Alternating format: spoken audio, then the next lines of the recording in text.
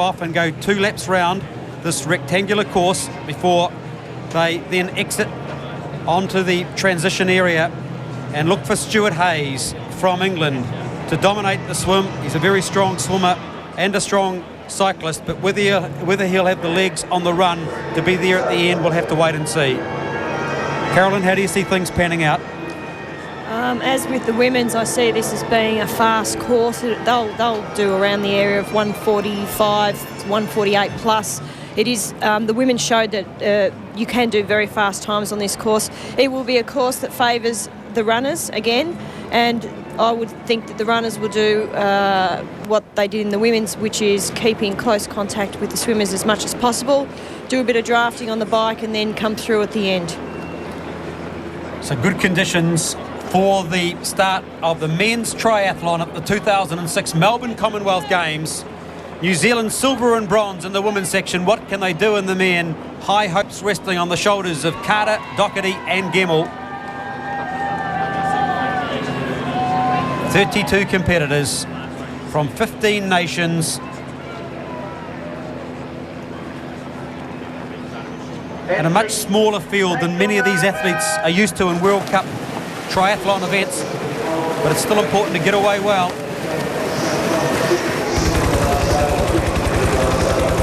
The beginning of the swim can be the most difficult for some. If you get caught up with some of the other swimmers, that's the time where you can actually get the goggles ripped off, and it can disrupt you a little bit at the beginning. But it's important for some of these swimmers who are not so good to get in behind and take advantage of the drafting.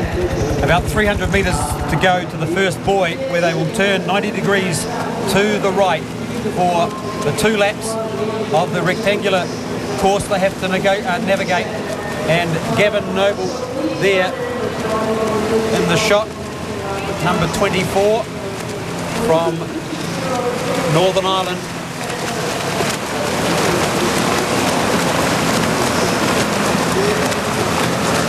Number 26 is Hamish Carter, closest to the screen.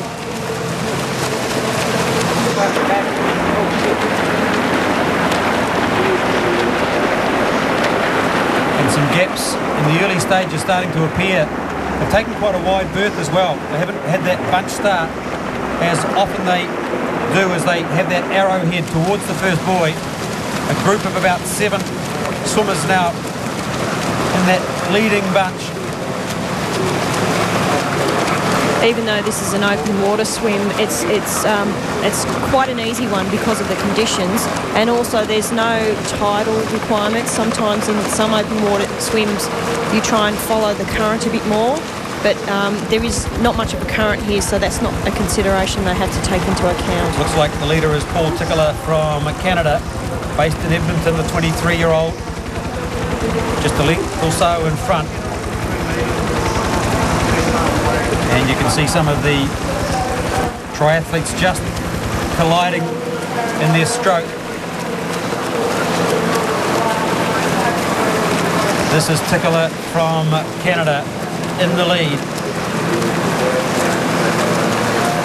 5th in the World Junior Championships in Alberta in 2001. Hasn't competed previously in the Commonwealth Games. He broke his jaw rollerblading back in May 2002, and he didn't compete in the triathlon for 12 months as a result of that injury. Stuart Hayes is expected to be prominent in the swim as well, from England, number 22. Very strong swimmer. As the triathletes come up to the second buoy, 1,500 metres they have to swim. We saw this morning the women taking about 17 minutes for the swim section.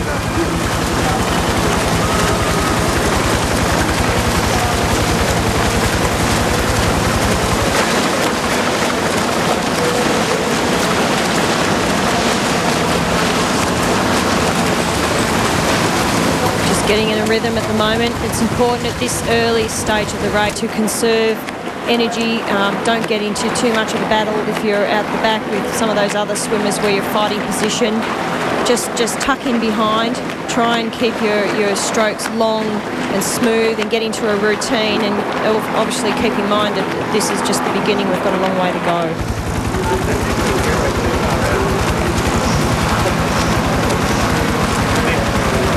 About 3 metres away. Swimmers certainly aided by the use of the bodysuits there, the wetsuits that aids them in the buoyancy, keeps the back of the body up a little bit, which is incredibly handy if you're a natural runner as opposed to swimmer. Stops the back half of you sinking down, and also reduces the drag effect. Paul Tickler from Canada, the electrical engineer, leading the swim section. Stuart Hayes from England just in behind him. The Kiwis prominent as well. Very big leading bunch.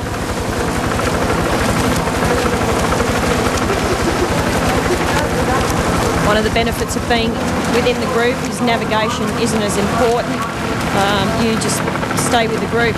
The guys that are out the front are the ones that have to look up on a regular basis to see exactly where they're going and try and use landmarks to navigate their swim. Number 21, closest to the camera, is Tim Don from England. He's familiar with this course. He won on it in January this year as part of the trials for this event. So a bunch field leading the front of the men's triathlon here at the 2006 Commonwealth Games in Melbourne.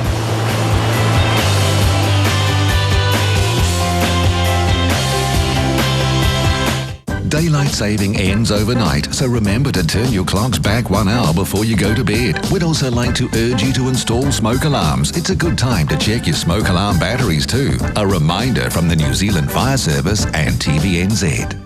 Before you buy your next car, check out AA Car Loans for a fair interest rate from a company you can trust. Get online now or call AA Car Loans on 0800 670 670. AA Car Loans. More car for your money.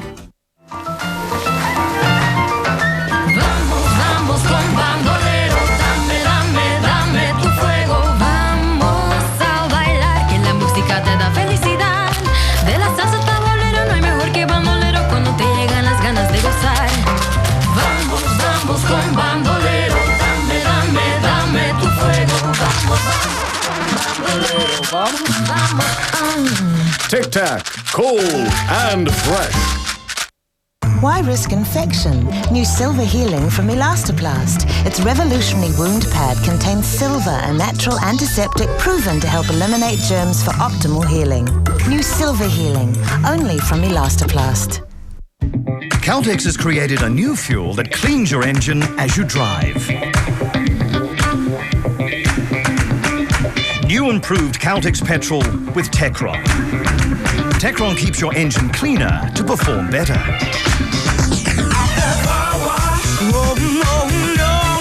How you clean the outside is up to you. Choose Caltex petrol with the unbeatable cleaning power of Techron. Looking for New Zealand's hottest carpet deal? Well, here it is. Save up to 25% at Carpet One. Plus, call now on 0800 22 7738. And the first 500 customers to order 3 rooms or more get a $500 designer rug absolutely free. Call 0800 22 7738 now and we'll come to you with this hot carpet deal. Plus, we give you an instant on-the-spot price. Before you buy, make sure you call Carpet One. Carpet One, the mobile one. Come on, Kiwi! Go, go! Yeah! Our athletes are over there. And we're over here. Over there or over here. It's all the same. New Zealand's Commonwealth Games team, our team, is 4 million strong. 1 puff, 7 puffs, 39, 74, 218. Introducing new Glade On and On, an automatic air freshener that you can actually see working. 245, 176. Glade On and On, from the first puff to the last. 906. It releases a consistent level of fragrance. 1000. Always working to keep your home smelling fresh. New Glade On and On. Glade, how refreshing.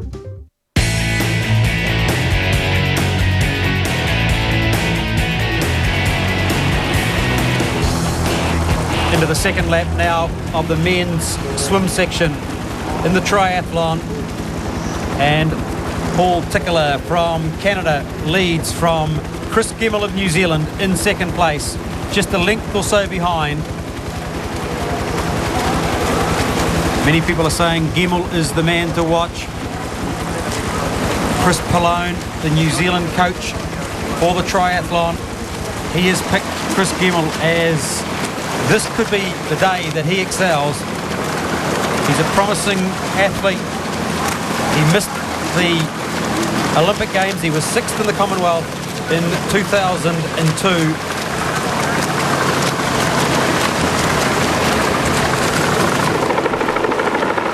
And quite a bunch at the head of the field. Number 26, Hamish Carter. You can see there in the leading group, about 7th or 8th place. Will Clark of England, number 20.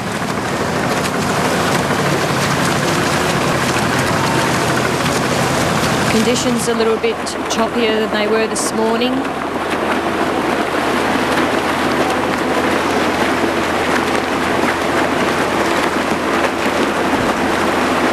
Athletes focused on keeping the strengths long, their arm lengths full, and using as little effort as possible at this early stage of the race. There's Brad Calafelt. Many people are saying he is the man to beat in this race. He has gone in as the roaring hot favourite on the TAB. $3.25. Bevan Doherty from New Zealand, the second favoured runner. Chris Gemmell the third, and surprisingly the Olympic champion Hamish Carter in only the 6th favoured position on the Australian TAB. But Calafelt, he was a man who competed in a major ITU event just 2 weeks ago in Qatar. How much will that take out of him? We saw in the women's race, Annabelle Luxford not able to handle it when the pace went on in the run, who also competed in Qatar. Carolyn, I'm not sure if that's a clever move for these athletes in a major event like this, having competed only 2 weeks ago in the roaring heat of 36 degrees. Let's hope that Brad didn't see the result from his female compatriot and is able to actually come back. It's a difficult thing when you're raced in the heat in a different continent, different time zone, and then you have to get on a plane a day later. Your body doesn't recover like it would normally do if you're in the one location. And he's literally come back here and had to deal with time changes and the like, which normally it would play to his advantage, the fact that he was Australian, but in this case it hasn't because he spent the time away. It will be interesting to see how he recovers, how he comes out of this, and whether he's able to actually challenge for the gold medal here. Tickler from Canada still leading in the swim section, but a big group tucked in nicely behind him.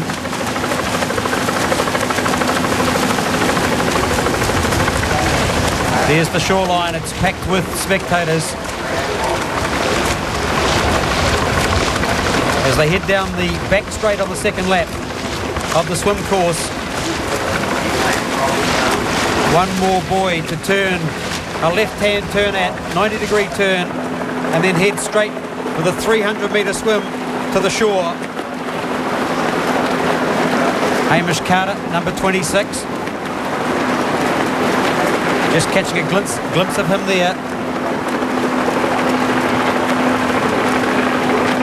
New Zealand triathletes very well respected by the Australians. In fact, the Australian head coach Bill Daverin said during the week that the Kiwis are a tough, hardened group.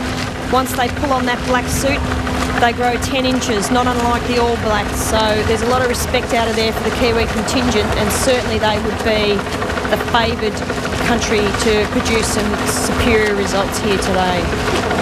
We saw gold at the Telstra Dome for the Rugby Sevens last night.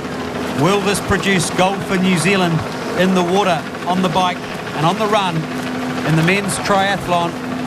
The field starting to stretch out now.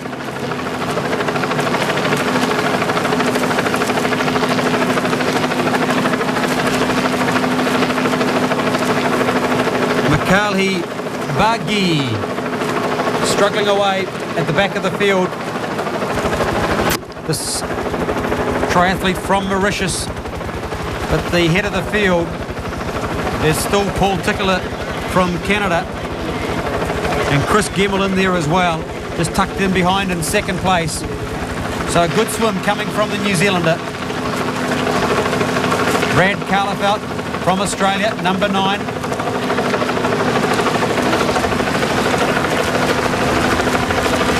I think Peter Robinson's right up there too. He's one of the guys without the cap on.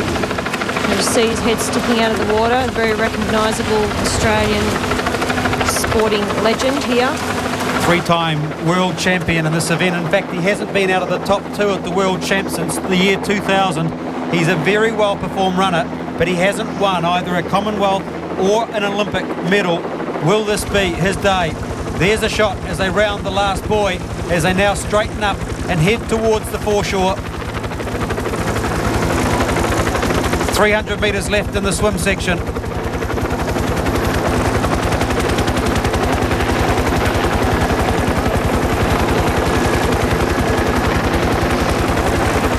Again, it'll be the swim into the shore, where when they get to the area where they can actually stand up, they'll do the duck diving and then run out of the water. It's a fairly long run into the transition area, and then of course the critical transition where they will try and get their wetsuits off, jump on their bikes, put on their helmets and get out of that area within 10 seconds.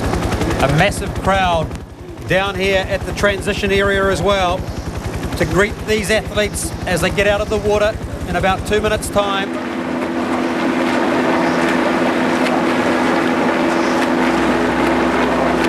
Tickler from Canada will know that he's only got less than 2 minutes to go.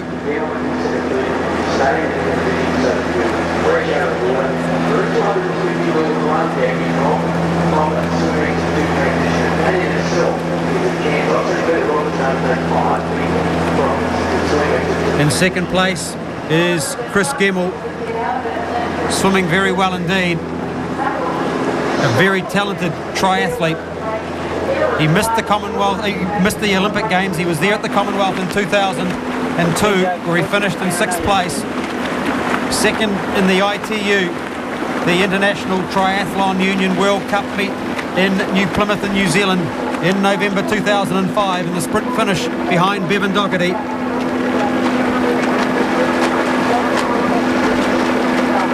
Tim Don from England, also at the front of the field. He knows this course, he's won on it at the Commonwealth Trials, and he's coming up now to the shoulder of the Canadian swimmer Paul Tickler, and we'll look for how smooth they can get through the transition area. A crucial part is the changeover, and particularly if 2 or 3 athletes break away on the bike, it'll be difficult for the chasing group to get on. But if an athlete just gets away by himself, he's likely to get swallowed up pretty quickly. On the bike, it's Tim Don, number 21, who's approaching the shore. There's the duck dives that you talked about, Carolyn.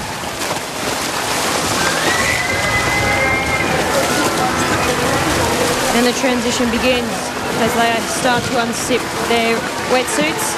It's always a difficult stage of the race where you change from doing one activity to another. Blood flow has to run into other parts of the body.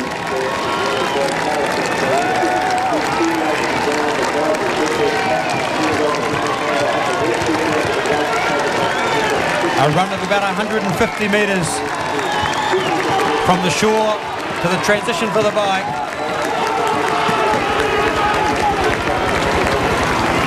We've already got a bit of a breakaway group here. This is where it's handy if there's a group of swimmers that can break away from the others. And then these guys will be able to actually draft and work off each other, hopefully to hold a lead in front of the other pack if they're not able to pick them up. The transition's critical. A big chasing pack, not too much in it at the moment. Looks like Tim Don first out on the bike from England. one of the favoured athletes in this race.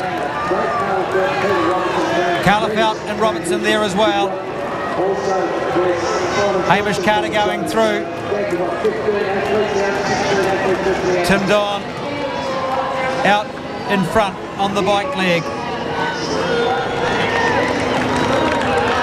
He'll look for possibly to get some company up front.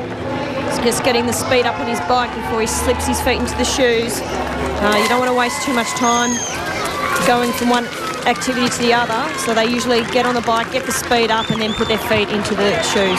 40-kilometre bike journey these athletes will have to cover before they head out on the 10k run. It's an 8k circuit. It's a loop circuit. Very flat. Don in front. Tickler out of the swim in second place. Chris Gemmell from New Zealand in third.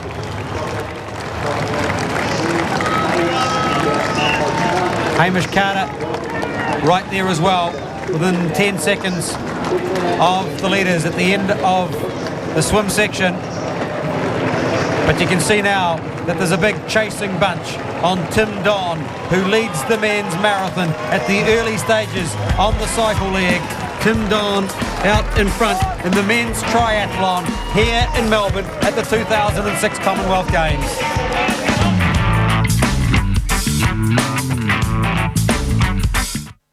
Yeah, to say that school dinners took it out of me is a bit of an understatement, really. So what I wanted to do was get away from it all. 2 months away, in my camper van, on my own, travelling around Italy. Fantastic. Getting back to food. And the locals? Yeah, they're great. Superb, actually. They love my tips. Well, they will do. Eventually. Listen, this is stupid. Can I come down? Tell your mum I didn't mean to offend her. I never realised the recipe was 450 years old. It was just a tiny bit of parsley. Jamie's Great Italian Escape. Coming soon. I've cooked at number 10. Did I tell you that? I'm a national bleeding treasure. Don't be afraid to get up close. New Nivea deodorant roll-ons.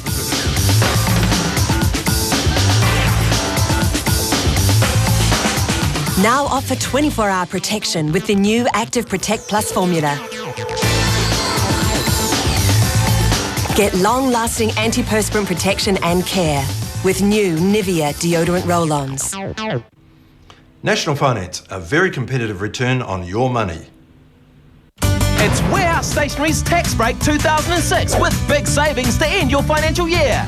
Like $30 off a Decor workstation, now only $59.99. Over $100 off Avant leather seated chairs, only $100.99 each. And $10 off a Techco 5-sheet document shredder, now only $39.99. Get a break from your end of year tax with Tax Break 2006. Only at Warehouse Stationery. Why pay full price?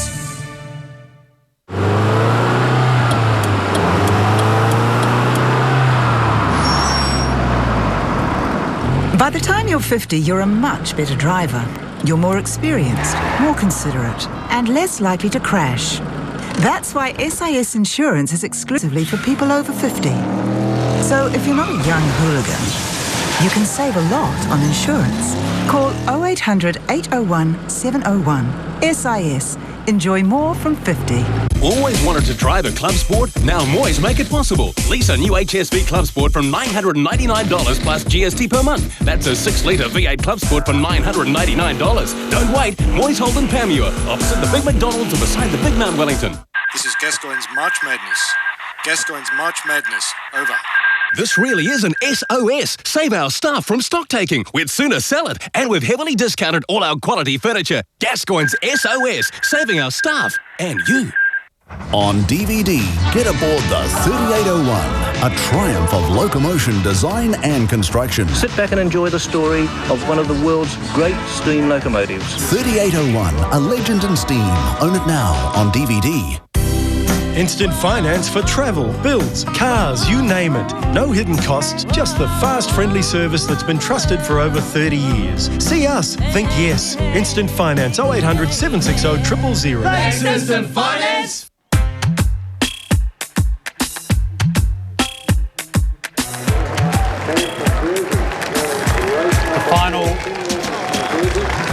athletes in this field coming out of the swim section now. Chris Simons from Ghana, about 5 minutes, in fact 7 minutes behind. And Tim Rogers from Jersey, the oldest man in the field at 41 years of age, are the final athletes out. But out in front in the cycle course is Brad Carlefelt from Australia. He's made a break on this field, which was a bold move. He went past Tim Don. Don had a look over his shoulder and said, I'm going to go back into the bunch. But the bunch is only about 5 seconds behind, and the bunch contains the 3 New Zealand triathletes, Hamish Carter, Bevan Doherty and Chris Gemmell. We can confirm that the whole 3 of them are amongst this chasing bunch of what looks about 14 riders. And let's hope that Bradley Carlefelt is a good time trialer and doesn't mind being out there by himself, because he's taken this race by the scruff of its neck and he's gone for it. He's made a move quite early. Once you commit to doing something like that, it's pretty hard to go backwards and back into that group. 8 kilometre cycle laps, 5 of them in total, as the athletes on their bikes head up towards Fitzroy Street. They'll take a right turn soon and head into Grey Street, up a slight little rise. But Carlefelt, you can see there, only about 3 seconds in front of this big chasing pack. He wants this to be a fast ride.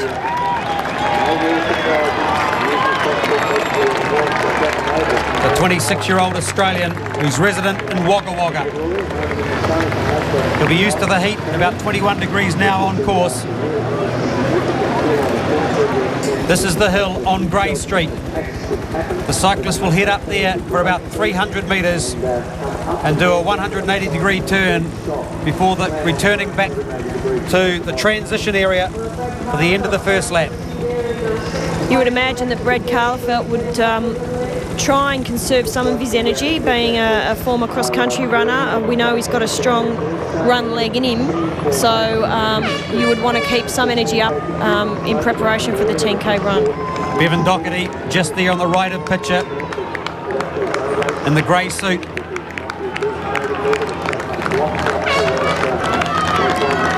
Doherty in very good form indeed. I was speaking with his coach Mark Elliott yesterday. He rates him a right royal chance here today. The winner of the 2004 World Championship, second at the Athens Olympic Games. And Stanley Ofasili from the Solomon Islands, departing the water more than 10 minutes behind the leading triathletes, who will be coming to the end of the first leg in the cycle. So you can see big gaps between start and finish. And Carolyn, it's going to be a long day for some of these triathletes today. Absolutely, but one good thing about the Melbourne crowd, they'll be cheering them on to the end and certainly keep their spirits up and help them achieve what they've come here to achieve. The last man out of the water that we saw there, Wilfred Bossar from the Solomon Islands as well.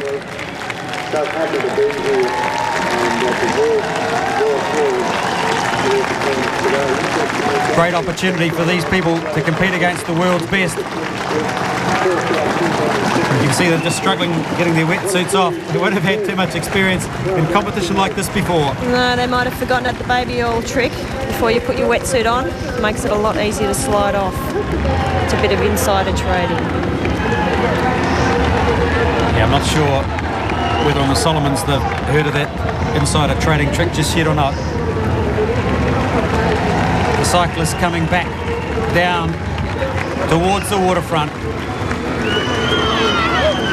Not too far away from the end of the first of the 5 cycle legs on the laps that they have to navigate. The 3 New Zealanders nicely placed in this group. The 3 Australians in there as well. Simon Thompson, Brad Carlefelt and Peter Robertson. Thompson, a late replacement for Greg Bennett. In fact, we understand that Thompson was in the middle of the desert when he got the call up. That's the story. I'm not sure how he managed to get from there back to Australia, but obviously he was within range of his cell phone to take the call and get back out here. But he's in pretty good shape, Simon, and he's sitting there in that main group pretty comfortable, and he'd be looking for a good result. He might have had to hop on the nearest camel. May have done so. That is Luna Park in the background. The cyclists coming up now towards the waterfront. They will turn right on the sweeping curve. And a big bunch group of 16 at the head of the men's triathlon field. Excellent vantage points for many spectators. It's a really good spectators course. There's a point there near the transition where you can actually see 3 or 4 different points of both the cycle and the run course. So great for family and friends of all these competitors that are here in Melbourne. Elliot Mason from Antigua and Barbuda about to head out onto the cycle course, and within a few moments you'll look behind him because he'll be lapped by this leading group who are about to come up to the transition area.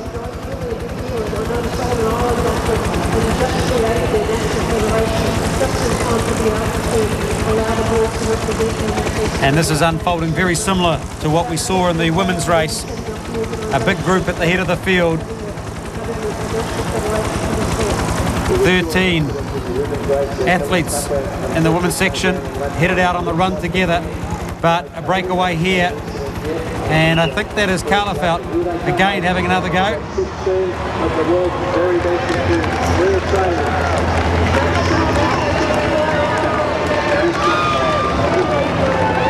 In fact, it is Brad Storm from South Africa who has showed his hand early in this race. Wasn't expected to feature this man. He's a swimming coach from Highcrest in South Africa who competed at the 1995 Triathlon World Championships in Mexico for his international debut, and was second in the All-African Triathlon Championships, but he wasn't expected to feature amongst the leading competitors here in Melbourne.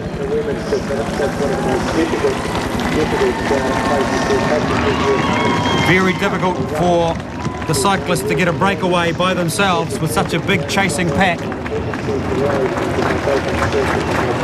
It'll be interesting to see what he's got in mind here. Obviously, as we saw before in the women's race previously, it was of no use to the cyclists just to sit back and to be part of the participating group. In the larger group, they really needed to get out there and make a move if they were going to feature in the run. As we saw in the 10K run, Emma Snowsill put 4 minutes into some of the girls that are in the group with her. So perhaps some of these guys have learnt from that, and they figure, well, you know, if cycling's my leg, I've got to really have a crack at this. This poor guy is having all sorts of trouble getting his wetsuit off. I think he needs a pair of scissors there. Certainly needs some help. Marcus Foray from the Solomons as well, just in the transition area when they finally gets that off, if it is today. And this is there's a big roar. This is where the transition training comes in handy. You really have to practice these changes. You can lose up to 45 seconds in transition, which is humongous when you consider that there are 2 transitions in a triathlon. That could effectively be a minute and a half down just by doing bad Michele Boogji from Mauritius gets a wonderful roar from the crowd. He's over a lap down, but it's still Storm from South Africa. Brad Storm, the 25-year-old triathlete, out in front by 4 seconds, but a big chasing pack of 15 athletes still tightly grouped.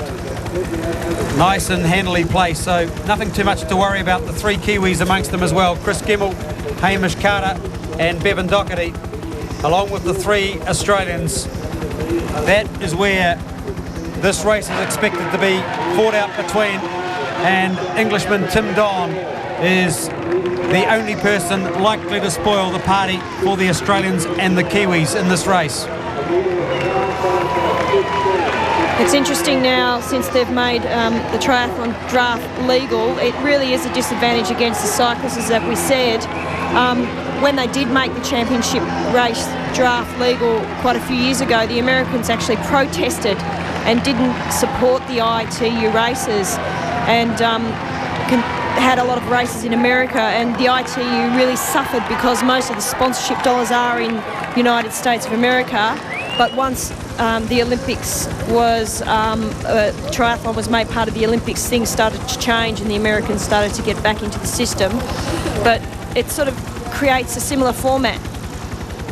We see what happens then. Everyone gets and rides in the group and they play a cat and mouse situation, and it's left up to the run. So it really does favour the stronger runners. Brad Storm still in front. Bevan Doherty having a turn at the front of the lead, the chasing pack.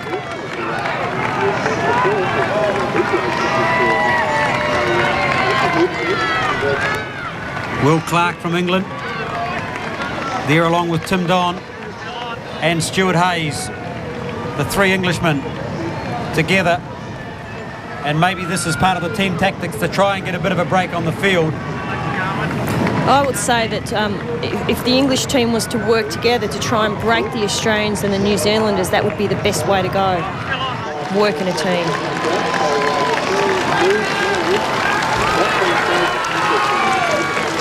And it just looks like Mark Jenkins from Wales had a bit of a crack at that head of that chase pack. Still only about 6 seconds the lead though for Brad Storm.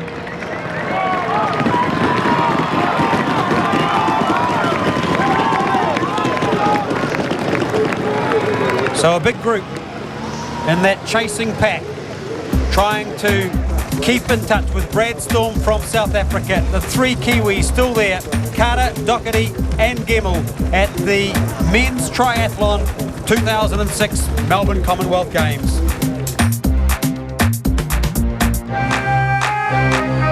It had been a long day. I was tired. I flicked off the light, but something itched at me. I turned, and there it was. The light went out.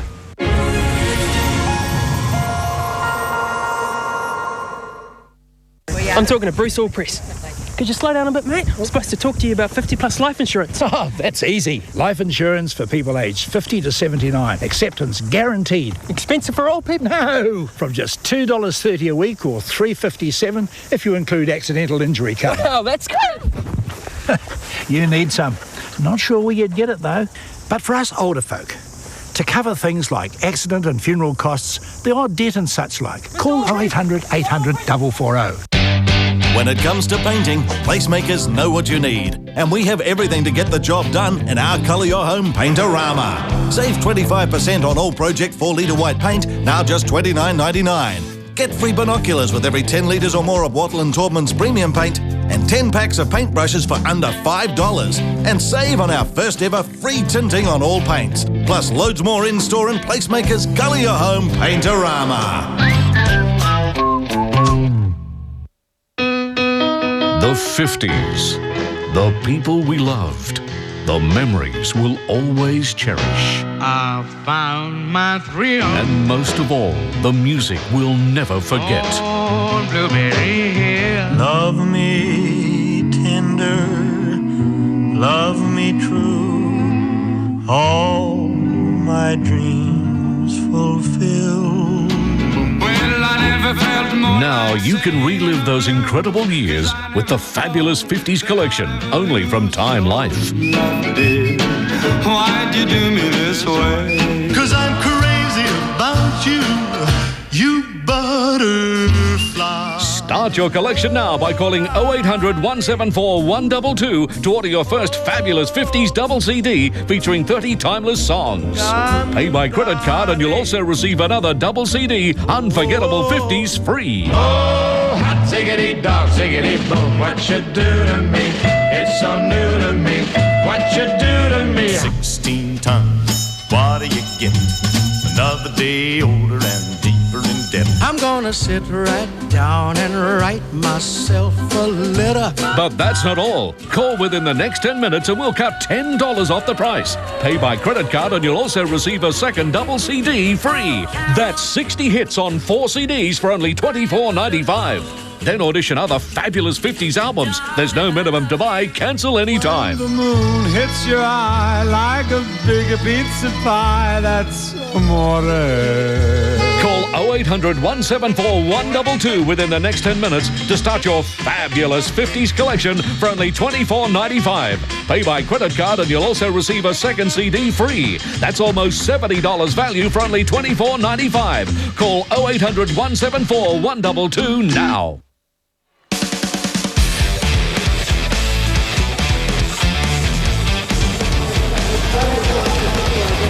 The leading group now of 16 in the cycle section of the men's triathlon. The Australian in second place there, Simon Thompson. A late call up for him into the Australian team. The moment of glory for the South African Brad Storm has come to an end. He's been swallowed up by that big chasing pack. And now 16 cyclists are together in single file as they head back down through the Esplanade towards Luna Park. You can see from that shot there the athletes having to go round this sweeping bend and come back onto the waterfront. It's getting to an interesting stage, about to complete the second of the 8 kilometre bike loops, 5 required in total on this 40 kilometre journey, and no one really wanting to set the pace. We can see Brad Storm there, who had a short period of time trying to break away, managed to get a lead of 6 seconds, but it was never going to be enough unless he had some help out in front of him. The tram tracks that the athletes have to go over will be something they will pay special caution to. There's been a number of riders over the years that have come to much grief after getting their bike tyres caught in tram tracks. You've got to be careful there. When you get fatigued and you're tired, you lose concentration. That's when errors are likely to happen. So the cyclists now back onto Jacob Boulevard, about a kilometre out from the finish for the second of the 5 laps they have to complete, and a big crowd down here at the transition area. They're about a kilometre away from the transition at the moment. There's a lot of looking around, a lot of cat and mouse. The people at the front don't want to actually allow people to get in behind them too much so that they have the benefit of the drafting, which reduces your effort by 20%.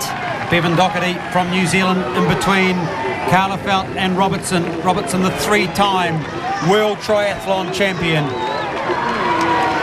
Robertson, a big-time performer, comes from a sporting family. His sister is actually a national cross-country and road runner, as is her husband. So there's a lot of talent in that family. He'll be dangerous. He's 30 years of age, but he'll be dangerous if he's still there at the start of the run. We saw at the Queenstown World Championships in 2003, where he just ran away from the rest of the field on the run. He hasn't performed that well previously at the Commonwealth Games, 9th in 2002, 24th in the Athens Olympics, and 34th at the Sydney Olympic Games. He's won the World Championship. He would dearly love a Commonwealth medal to go with that. This is his hometown in Melbourne as well. Born in Melbourne. Spends some time now in Perth as well. Will Clark from England as part of that leading group. But the 3 Kiwis, Gemmell, Robertson, Gemmell, Doherty and Carter right there, along with Robertson, Carla Felt and Thompson, the 3 Australians.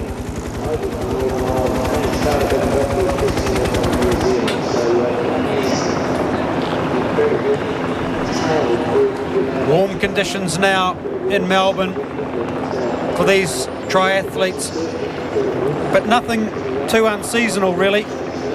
They would have prepared well for this heat. About 22 degrees on course now. Number 20, Will Clark from England. Number 8, and behind him, Simon Thompson from Australia, the 28-year-old.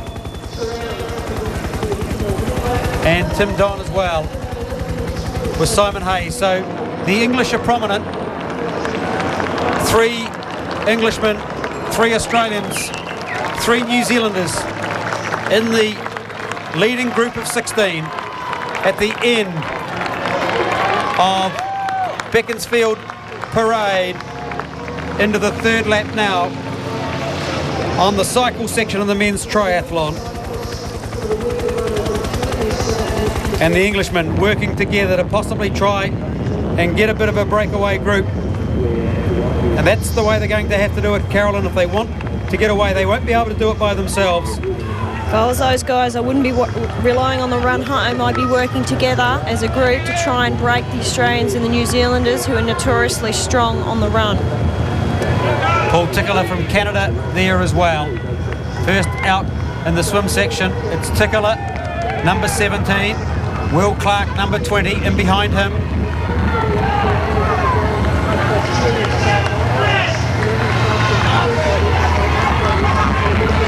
these guys will be focusing on keeping the fluids up and the carbohydrates in as well. If you don't have enough carbohydrates in your system, you dramatically reduce your speed, stamina and recovery time, and you need to actually, it's critical for exercise. You get sluggish if you don't keep your fluids up, and it reduces your performance and increases the risk of injury as well after the race. Henrik de Villiers from South Africa, part of that group. You can see that the chasing bunch now starting to look a little bit concerned. They won't want a break to occur now. Doherty in there, along with the other Kiwis, Carter and Gemmell. A group now of 6, trying to get a bit of a break on the rest of this big bunch. In the third lap, heading back past the transition area. 2 Australians. I think that might be de Villiers from South Africa. It is the African champion Henrik de Villiers, the 24-year-old. Colin Jenkins from Canada wasn't one of the favoured athletes this event, possibly working for his teammate Paul Tickler, number 17. They've really upped the pace now at the head of this group. They're going to have to make a convincing break to make it worth their while, otherwise all they're going to do is tire themselves out. And you can see there now, they've backed off as the chasing pack is caught up. The 3 Kiwis looking nice and comfortable in the middle of this pack.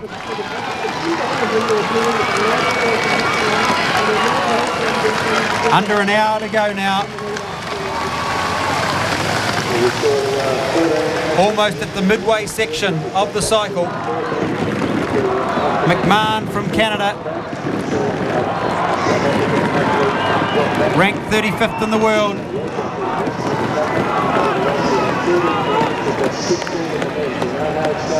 The 3 Australians looking prominent. The Kiwis at the back just happy to bide their time at this stage. Riding a smart race, not getting too carried away in the cycle race, not trying to make any strong moves, which is going to deplete any energy they will need in a 10k run.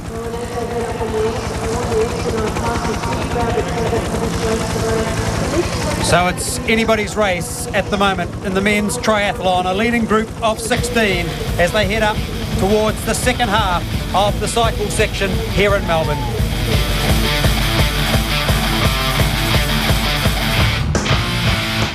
In the chilly hours and minutes of uncertainty, I want to be that little girl in the photo. That girl is me. All of your love and mine, to feel you all around me. Talk about about your desperate housewife? The ones to watch for drama on Wednesdays. Cold Case followed by Close to Home. Both returning soon to One.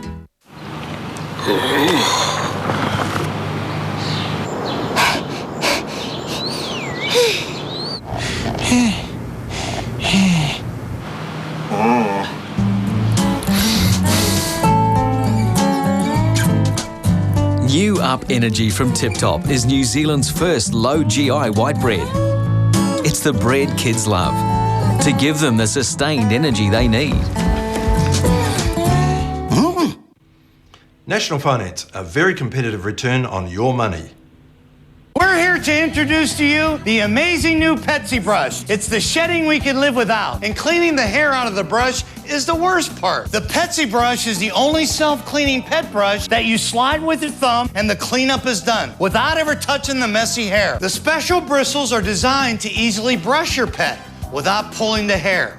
Just slide your thumb and the cleanup is done. The Petsy brush will not only cut your grooming time in half, its ergonomic design makes it so easy for the whole family to use. Even your kids will enjoy grooming your pets. With the slide of your thumb, the cleanup is done. It's that easy. You could even use the Petsy brush to easily pick up hair off your carpet and upholstery. Get the pamper-sized Petsy brush. It easily grooms around tails and legs. Just brush, flick, and the mess goes away. Large or small, Petsy brush is easy to use on all sizes of pets. There's no mess with the amazing Petsy brush. Exclusive to Briscoe's and Adman as seen on TV stores nationwide.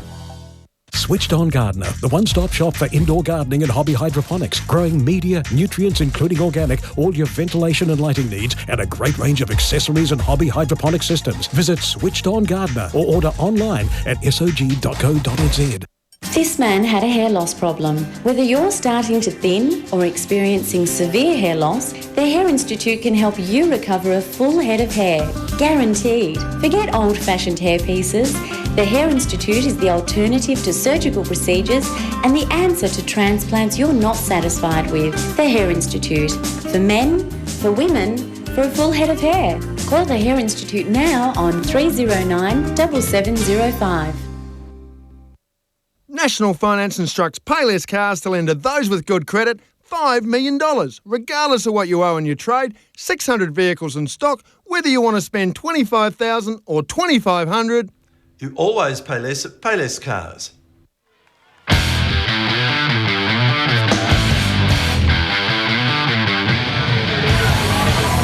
Cyclist speeding down Fitzroy Street, nearing the end of the third of the 5 cycle laps. Tim Don from England, along with Stuart Hayes, his countryman, and Paul Tickler from Canada, leading this field.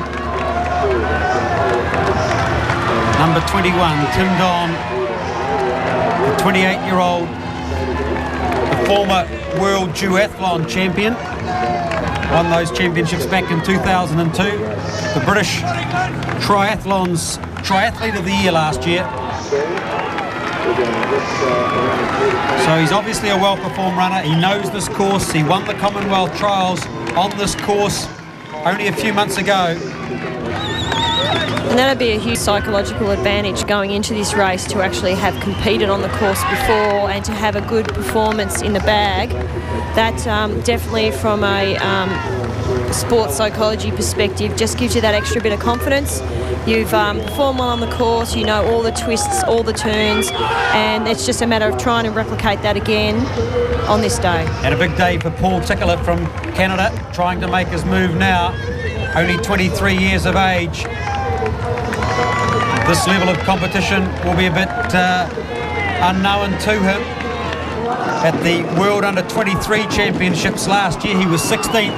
So to put it amongst this high-quality field, he's doing very well indeed.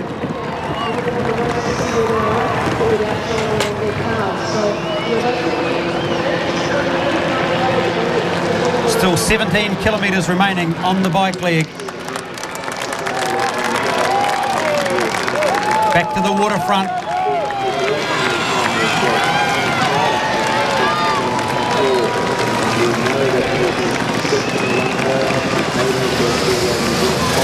Coming up to the end of the third lap here on Jacker Boulevard. And the 3 New Zealanders still part of this leading bunch along with the 3 Australians. It'll be a brave move now for some cyclists to try and break away in the last 2 laps. I think we're going to see a repeat of what we saw in the women's race. A big field at the end of the cycle going into the transition for the run. Hamish Carter looking nice and comfortable. The Olympic champion in 2004 in Athens. 3rd in the Commonwealth Games in 2002. Behind Simon Whitfield of Canada and Miles Stewart of Australia. Nice and relaxed. Very comfortable. Happy to sit at the back of this group doing none of the work. He's a big-time performer. He hasn't let the occasion get to him. He's just conserving his energy and not playing around up the front and dropping down at the back like some of these other guys are. Saving it all for the 10K to finish it off and hope to finish it off well. Will he have the speed in his legs? That is the question for Hamish Carter. Now 34 years of age. The course in Athens was a much more difficult course than this. Some big, strong hills, steep hills, where he needed to use his power and his endurance to get away. This is a speedster's course, but we know that Hamish Carter is in pretty good shape. 7th in the New Zealand 5,000 metres track field championships at a personal best time of 14 minutes and 45 seconds. He'll need that speed because the Australians, Carlefelt and Robertson, both know how to run well. And this is Simon Thompson, the 3rd of the Australians, along with Brad Carlefelt, who competed in Qatar in a World Cup event just 2 weeks ago in the scorching heat of 36 degrees. Will that effort take its toll in the triathlon today? 2 laps to go. There seems to be a bit of peloton style riding here where one person takes the lead, then pulls aside, the others go in front, and they all seem to be sharing the load at the moment, which is great for the runners, I must say. About 20 minutes in cycling time remaining before these athletes will be asked to hit the road.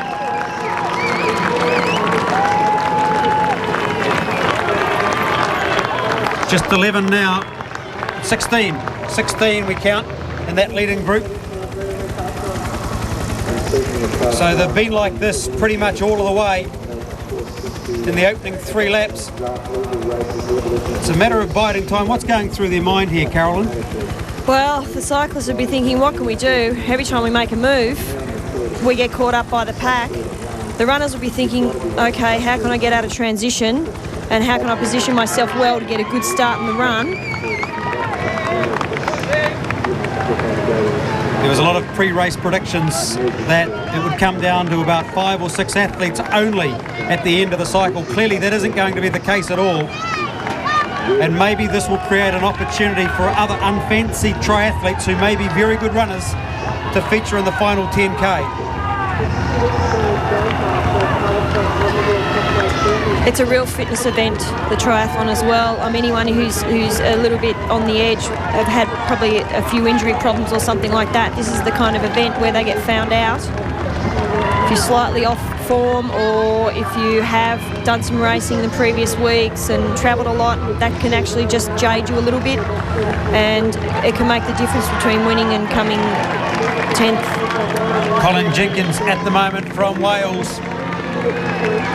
Happy to lead this big bunch.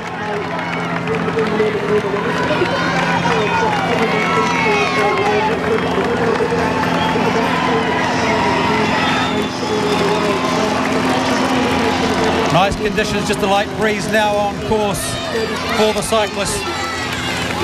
And they'll welcome that breeze as well.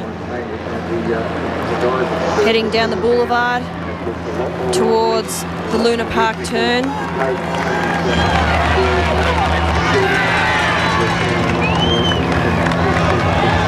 Colin Jenkins still leading the pack there, with Simon Thompson closely tucked in beside him.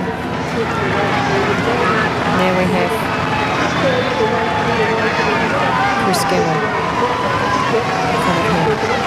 We haven't seen too much of Chris Gemmell on the bike.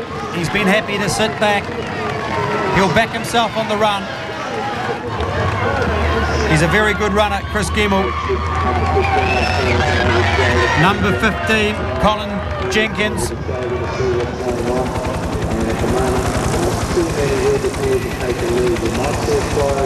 Probably more one of the unfancied competitors from Canada, the 23-year-old from Victoria in British Columbia, studying human kinetics at the University of Victoria, and has only been involved in international triathlon since 2004.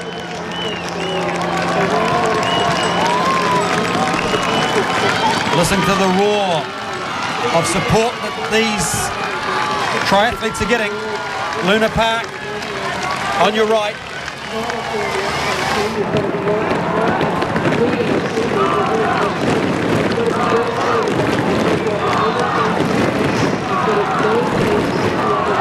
Just filling in time now, the athletes on the bike. Colin Jenkins, Carla Felt behind him from Australia. Bevan Doherty, the first of the Kiwis in the bunch. Stanley Afasasili from the Solomon Islands about to get lapped very soon as well. A big bunch at the head of the men's triathlon field. 16 competitors. It's anyone's race. This triathlon is wide open.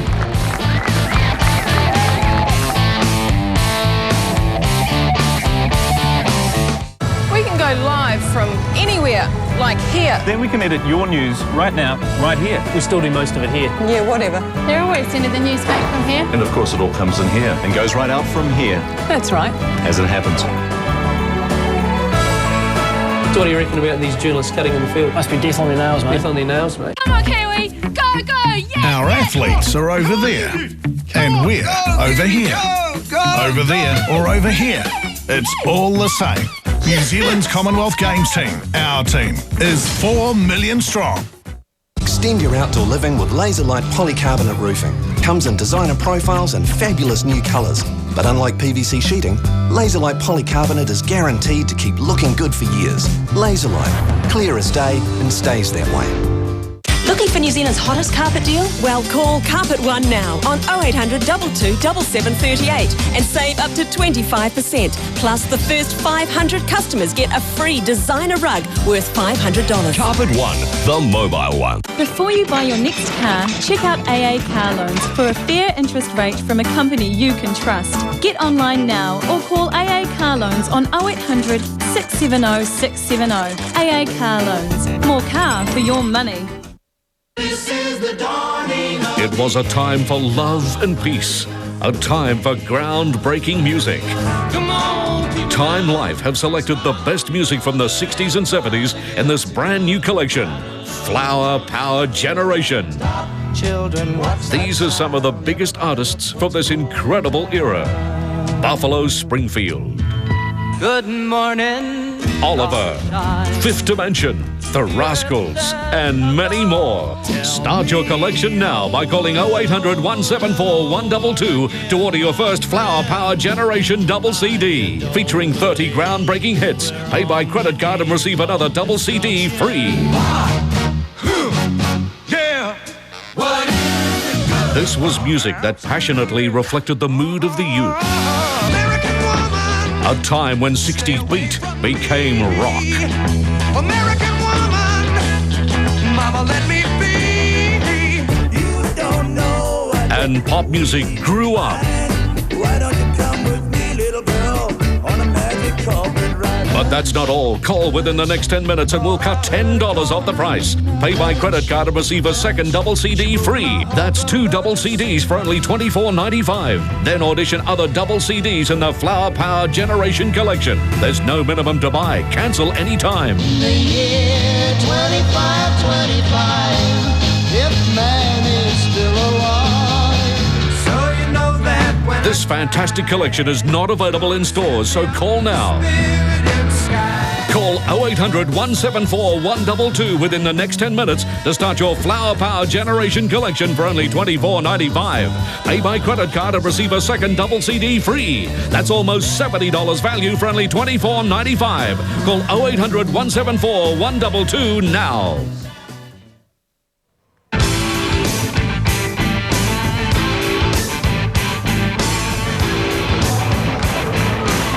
So a big lead bunch still at the head of the field in the men's triathlon.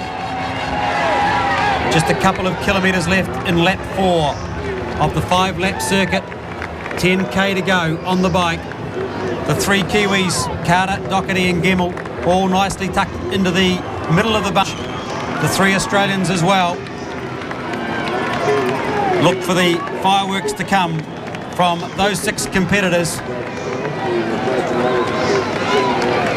And a huge crowd down here now on the Esplanade.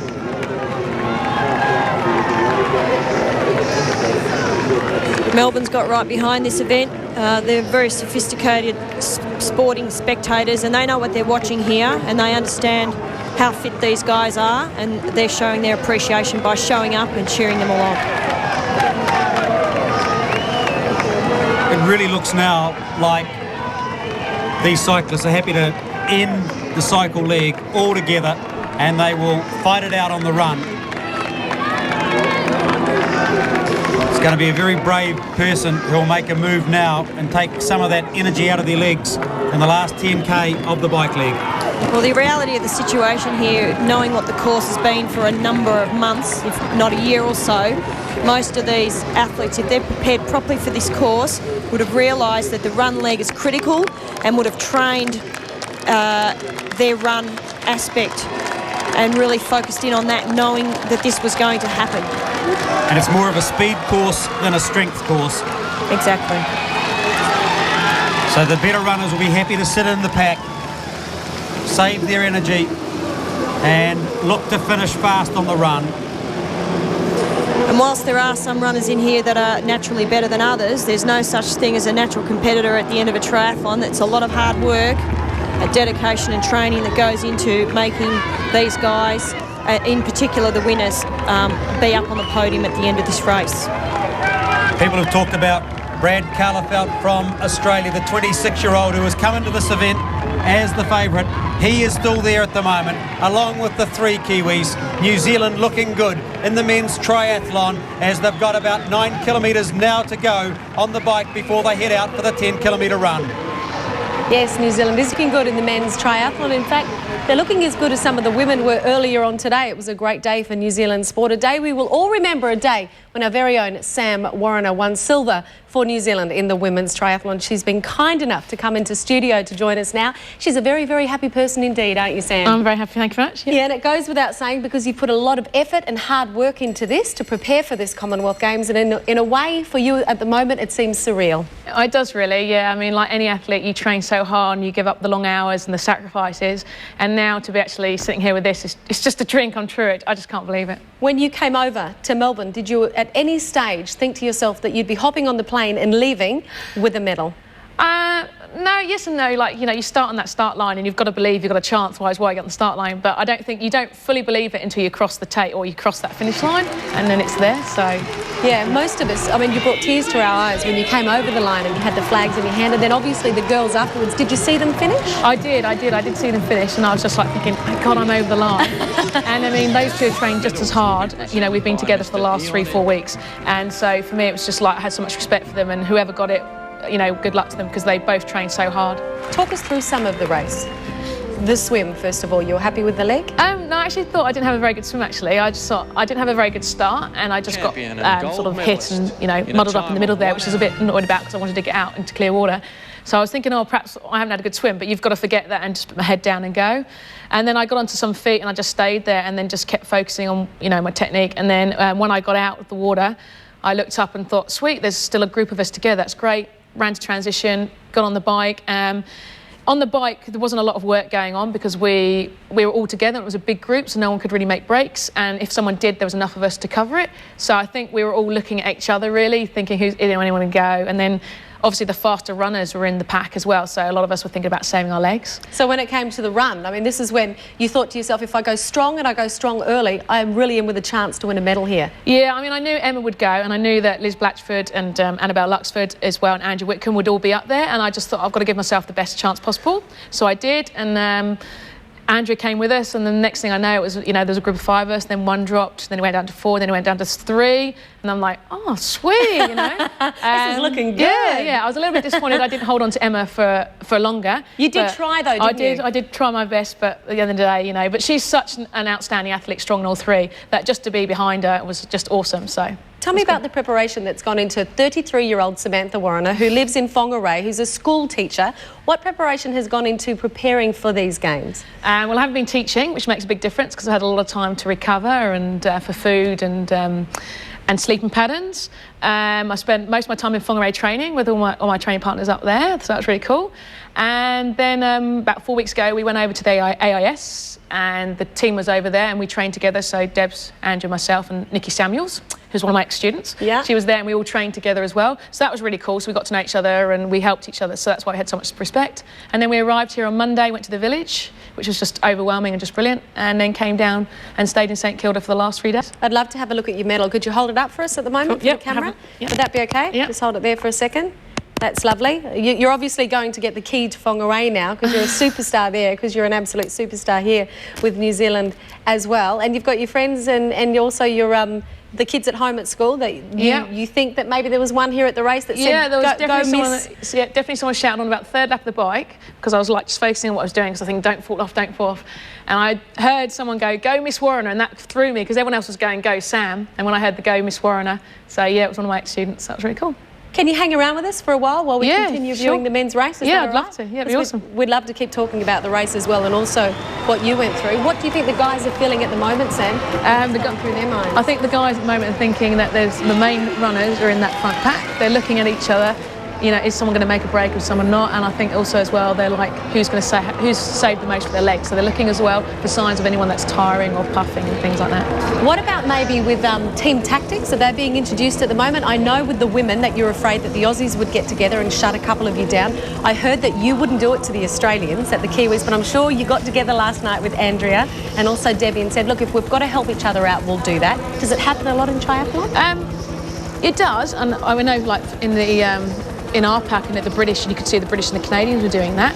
For us, we all knew that we were going to cover attacks if it happened, but we were all quite happy to be there because we knew it was going to come down to the run, and we all knew that at the end of the day, whichever one of us comes across that line first, we're going to be pleased for, because it was my day today, the next time it'll be another person's day. So we've all got that much respect that we will do that. So yeah, but you could see it in the Canadians and the English. And when it comes down to the guys, a lot of people are thinking, can they do as good as our girls? I mean, you've done wonderful today, a silver and a bronze. Are they capable? Are they capable of going one better? Definitely. You know, the guys are in good spirits. They've been training hard. And as I say, they're 3 talented athletes. They could easily get 1, 2 and 3. You know, you just never know what's going to happen on the day.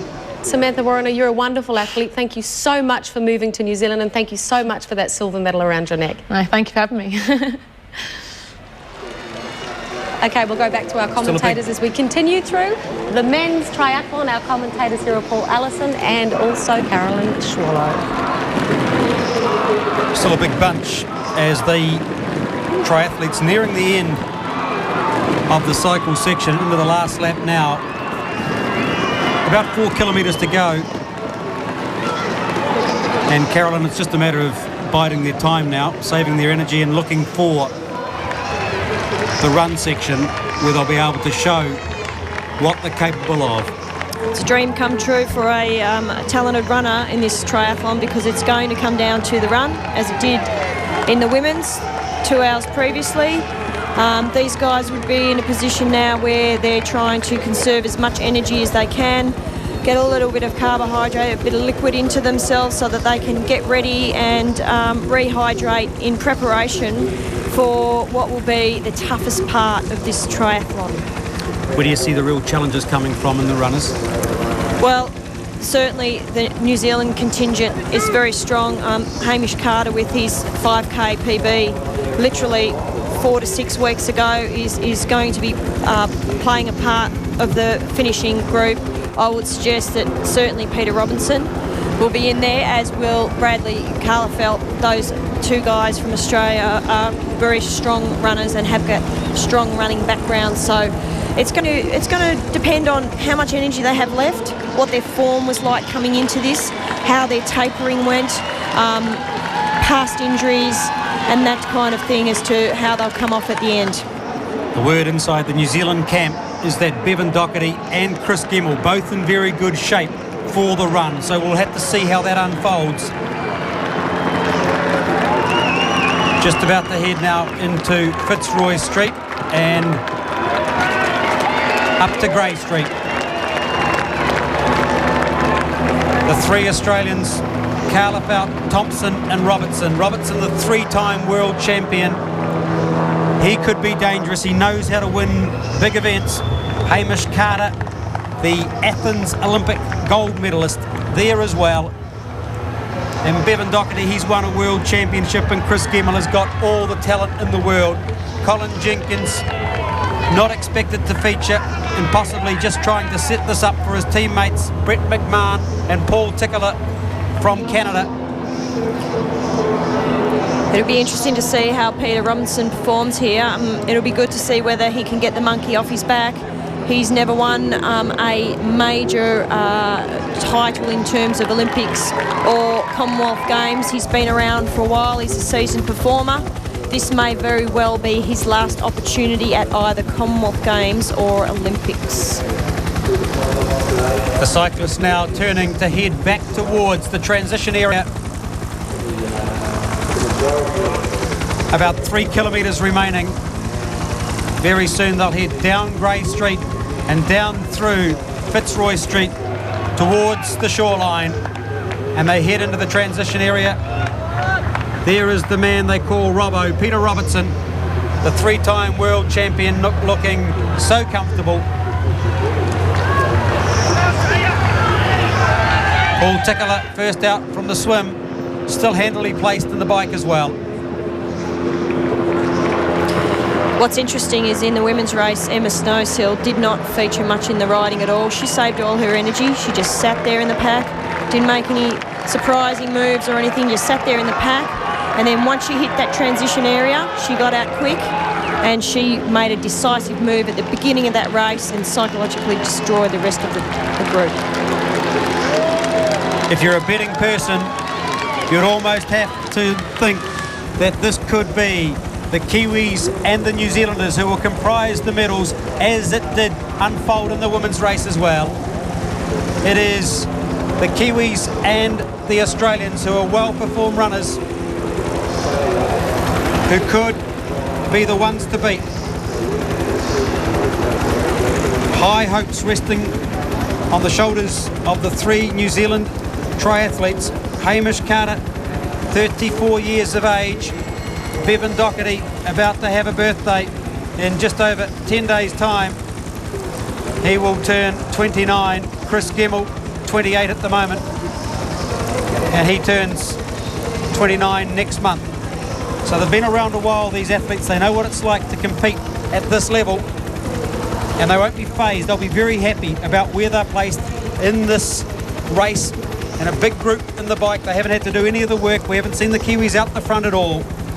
Be a bit of a grudge match between the Australians and the New Zealanders. The New Zealanders are much better performed in major competitions like the Commonwealth Games and the Olympics. The Australians have got the results on the board when it comes to the ITU World titles. So it's time for them to actually show what they're made of in a championship race like this, Commonwealth Games, in their own hometown. Can they actually roll the New Zealanders? How much of an effect will it be that this race is in Australia with three Australians here? Will they be lifted by the fact that they are on their home soil? Well, you would think so. However, there are a lot of Kiwis here in Melbourne. Kiwis have got a lot of support here in Australia, and they've got their group of supporters out there cheering them on as well. So it's home away from home for New Zealanders in Australia. 1 kilometre remain in the cycle. 16 cyclists together. Out of the 32 athletes who started the men's triathlon, 50% of the field still together. Okay, this is where these cyclists will begin their transition. They'll start taking their feet out of their cycling shoes pretty soon. in preparation for the dismount, get ready to rack up their bikes, take off their helmets, put on their running shoes and try and get out of that transition area within the 8-second period. Just jockeying for position at the moment. The Canadians at the front of the field, Colin Jenkins and Paul Tickler.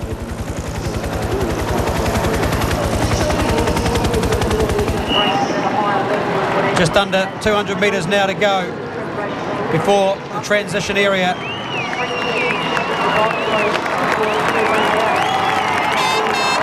And a huge crowd here at the transition.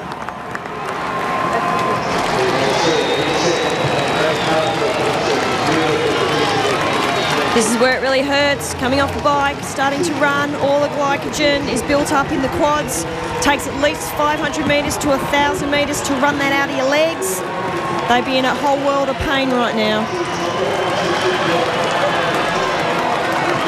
Hamish Carter shows his experience and heads out onto the run course first. Unbelievable transition. That was so smooth. Bevan Doherty in the chasing pack. Peter Robertson towards the back.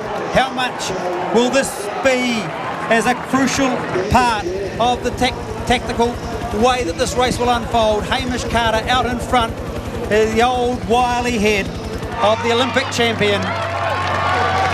He had the fast twitch fibres working for him big time there in the transition area. I reckon he got out there in 5 seconds flat. I think he would have been thinking about that from the start of the cycle. The tactics that he was going to employ. Brad Carla felt right there as well. He is one of the favoured runners. He's a good runner. An amazing story about this man. He was a former duathlete. He experienced stress fractures in both legs. He couldn't run or bike. He couldn't swim 2 lengths of the pool, so he took up swimming. And after becoming proficient in the swimming, we'll see Carter there, so smooth in the transition. And Carla Felt is now a well-performed international triathlete, having won in Doha in Qatar just 2 weeks ago. Will that play a part? And here's Peter Robertson, the man they call Robbo, the 3-time world champion. He is going so hard from the start. Or has he got the ability, the stamina, the strength to sustain this sort of effort?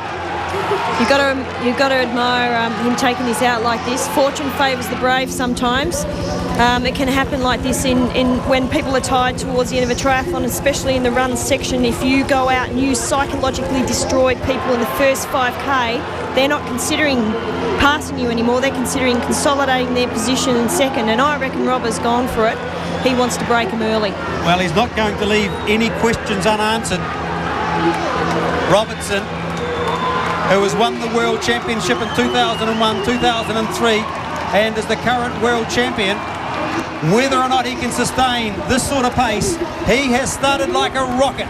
Peter Robson leads the men's triathlon at the start of the run.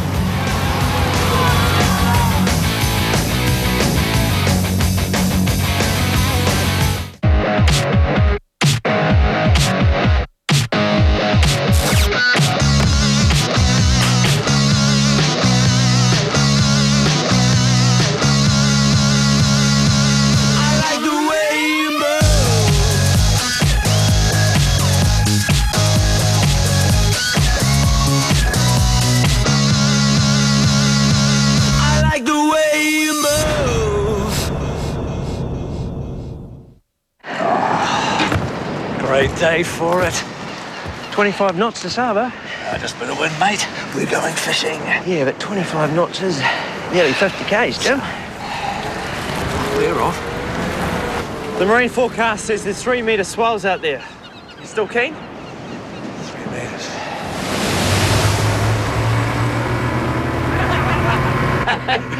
Get to know the marine forecast. Any doubts? Don't go out. Hello, I'm Alan Ludlow, Managing Director of National Finance. Know the people you invest with. For a competitive return on your money, call us or visit nationalfinance.co.nz. National Finance, the name you can trust. As a child fund sponsor, you can't save all these children, but you can save one. This is Asharani. In a country of 1 billion people, she could easily be forgotten, passed by. But Asharani is lucky. She is a Child Fund sponsored child. Millions of children in India are not. They live on the streets, suffering from hunger and disease. Asharani does not know why she has hope. What she does know is that she goes to school. Others do not. They sift through rubbish, struggling to survive. Asharani has a future because one person cared enough. Please, sponsor a child. There is a child urgently awaiting your help. You know what to do.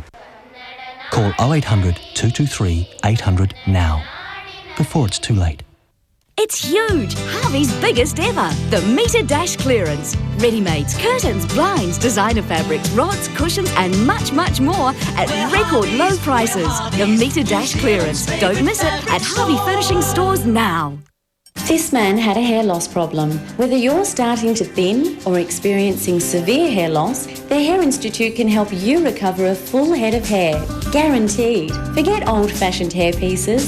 The Hair Institute is the alternative to surgical procedures and the answer to transplants you're not satisfied with. The Hair Institute. For men, for women, for a full head of hair. Call the Hair Institute now on 309 7705. If someone you love is chained to the smoking habit, give Nicobrevin to help them break free. Nicotine-free Nicobrevin works faster than nicotine-based plans at about 1/3 the price. Nicobrevin capsules, the gift of life.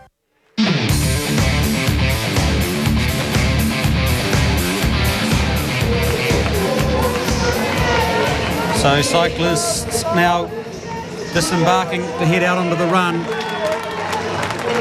Clements from Jersey, Paul Clements, but the run is being led by Peter Robertson. That bold move to attack from the front hasn't been successful, and the chasing pack has gathered him in. Brad Carlefelt, Bevan Doherty, Chris Gemmell, Tim Don, all there. Robertson showing some strain on his face now. It was a bold move. Tim Don with the cap of England moves into the lead. Carlefelt just in behind, the upright style of the Australian. Chris Gemmell in behind in fourth spot. He'll be relishing this opportunity to just tuck in behind and sit in this pack. Bevan Doherty looking pretty comfortable as well, along with Will Clark from England.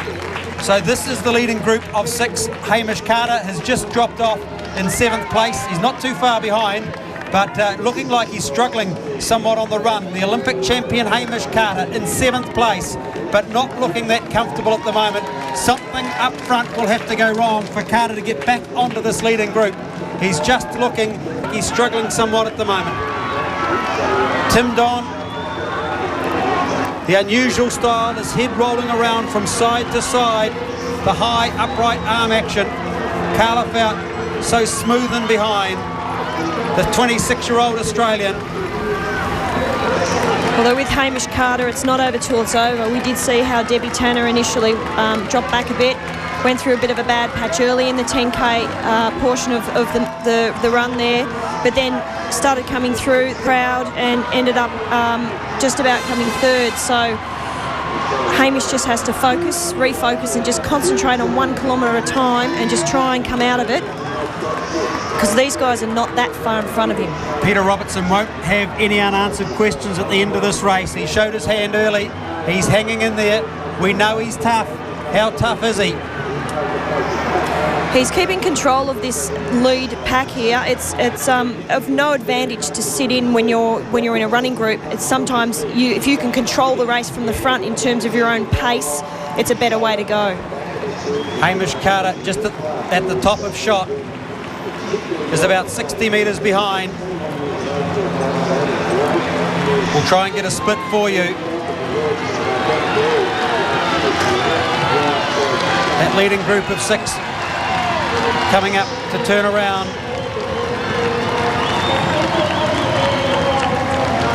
And Carter 18 seconds behind at the moment.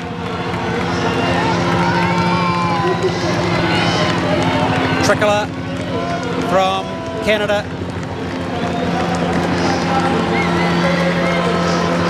Thompson from Australia. along with McMahon from Canada. Brett McMahon ranked 35th in the world.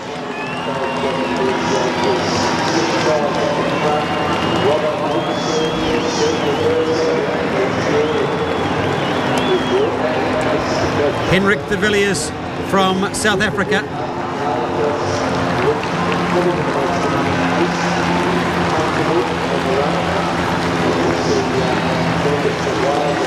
And that's Mark Jenkins from Wales, just completing his first lap. Jenkins, who we saw so prominently featuring on the bike section, is not able to keep up. Tim Don out in front, Carliff out in behind, Robertson third, Gemmell fourth, Doherty fifth, Will Clark sixth. So a good tight bunch at the front of this field. It is anyone's race at the moment. It is at this point in time. It's either going to go like this to the end where there'll be a sprint finish, or one of these guys is going to decide to do a little bit of Kenyan surging out there and try and break them up a little bit. Tim Rogers from Jersey, 41 years of age, the oldest competitor in this field. And Peter Robertson back in front, the place he likes to be. These athletes now nearing the 4 kilometre stage of the run. Tim Don, Brad Carliff out, Bevan Doherty. We know that he's in good form, coached by Mark Elliott.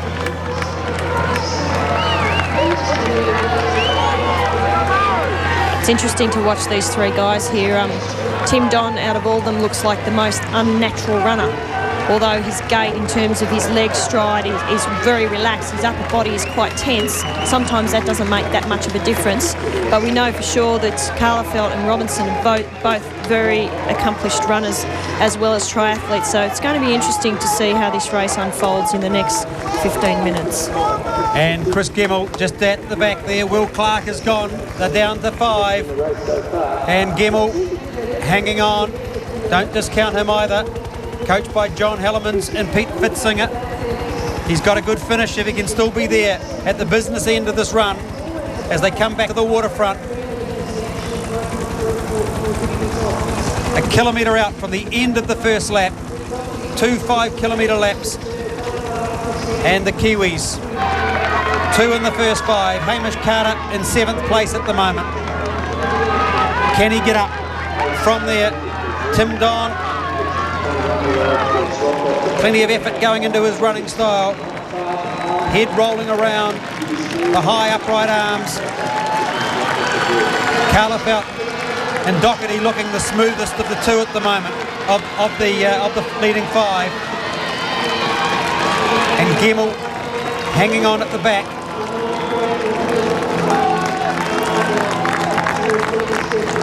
This is Will Clark, who has just dropped off that leading group. He is in 6th place, Hamish Carter 7th. It's a big ask for Hamish Carter to come back from this position now. It looks like this group of 5 will have the 3 podium place getters. And Peter Robertson surges once again. He really does like to attack on the run. Tim Don, a well-performed English triathlete, World Duathlon champion in 2002. Will Clark drifting back now. Clark, who was 4th in the British champs. But Peter Robertson will be buoyed by the support of this Melbourne crowd. He was born here in Melbourne. But Carlefeld, look at how smooth he is. Just so comfortable. In 3rd place, the Australian.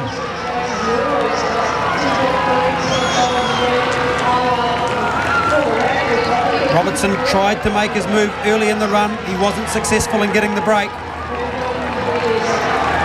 And now he's going to have to do it all over again.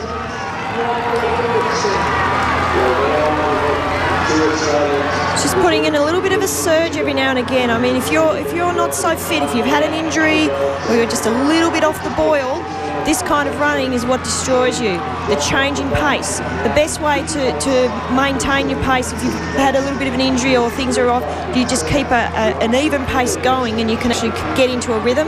What Peter's doing here is he's destroying the even rhythm. He's trying to disrupt these guys. He's trying to create a little bit of angst and make them work if they're trying to beat him. And Chris Gemmell has dropped off.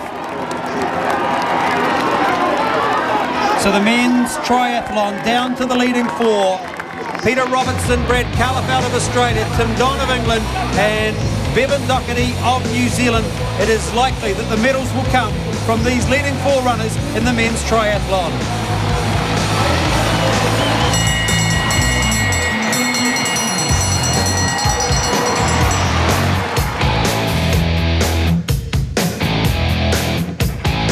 One's dramas.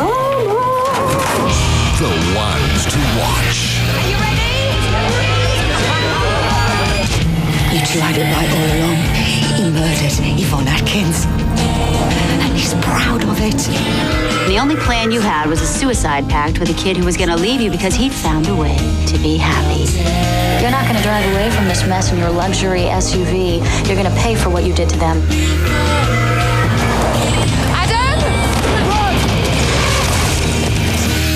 If you could have one thing in the world right now, what would it be?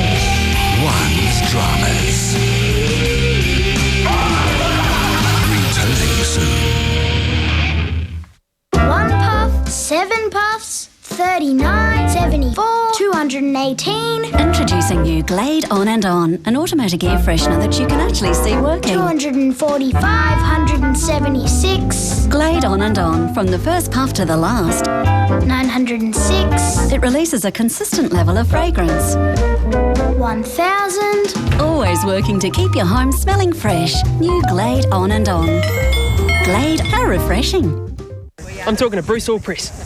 Could you slow down a bit, mate? I'm supposed to talk to you about 50 plus life insurance. Oh, that's easy. Life insurance for people aged 50 to 79. Acceptance guaranteed. Expensive for old people? No! From just $2.30 a week or $3.57 if you include accidental injury cover. Oh, that's good.